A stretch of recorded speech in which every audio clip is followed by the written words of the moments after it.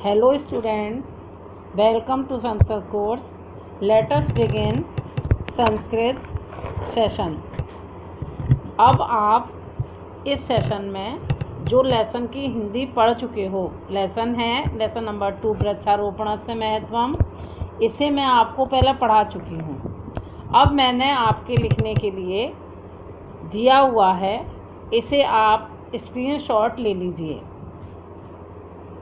Screenshot लेने के बाद आपको इसे अपनी नोटबुक पर उतारना है और ठीक से फिर संस्कृत की हिंदी याद करनी है, इसलिए आप स्क्रीनशॉट ले लीजिए। एक्सरसाइज मैं आपको बाद में कराऊंगी। अब एक्सरसाइज देखेंगे। क्वेश्चन नंबर 1 है, पाठ के अनुसार रिक्त स्थानों की पूर्ति कीजिए। वृक्षा केवलम डैश न संति, आप भरोगे इसमें सौंदर्याय, आंसर मैंने भरा हुआ है।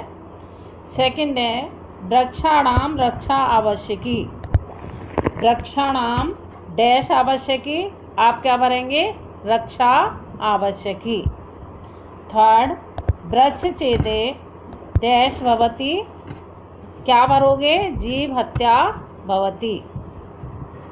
सा डैश पापेन युक्ता अभवत्, सा जीव वधस्य पापेन युक्ता अभवत्। Last fill in the blanks में देखो, एकदा डैश एकम वृक्षम अछिन्नत, एकदा इंद्र एकम वृक्षम अछिन्नत।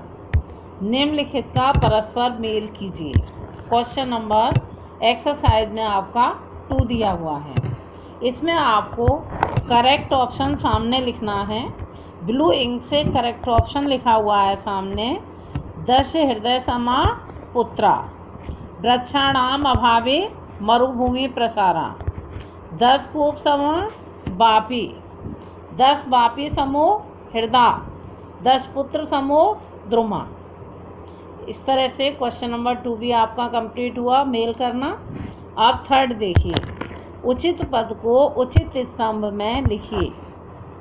यहाँ आपको मैं एक बात बता दूँ कि जो आ की मात्रा लगे हुए शब्द हैं, आप इसमें देखो आधे शब्द आ की मात्रा के लगे हुए हैं और आधे में लास्ट में माँ लगा हुआ है।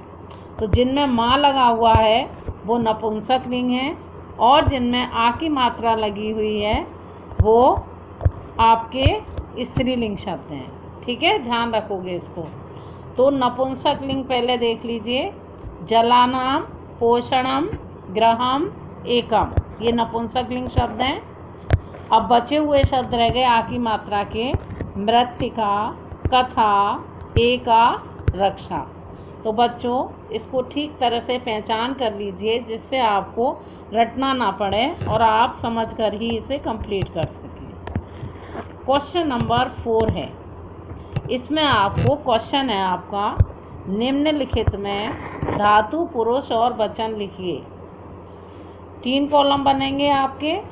फर्स्ट कॉलम धातु का, दूसरा पुरुष का, तीसरा वचन का। शब्द है सबसे पहला छिंदंती, छिंदंती धातु है छिद धातु, प्रथम पुरुष बहुवचन। वर्तते वृत्त धातु, प्रथम पुरुष एक वचन। अभवत् भू धातु, प्रथम पुरुष एक वचन। जानन्ति ज्ञा धातु, प्रथम पुरुष बहुवचन। करिष्यथा क्र धातु, मध्यम पुरुष बहुवचन। सन्ति अस धातु, प्रथम पुरुष बहुवचन। क्वेश्चन नंबर 4 आपने कंप्लीट कर लिया। अब क्वेश्चन नंबर 5 देखेंगे। इसमें जो वर्ण दिए हुए हैं, इसमें क्रम सही नहीं है। हम अगर क्रम सही करके लिखेंगे तो हमारा एक सार्थक शब्द बन जाएगा।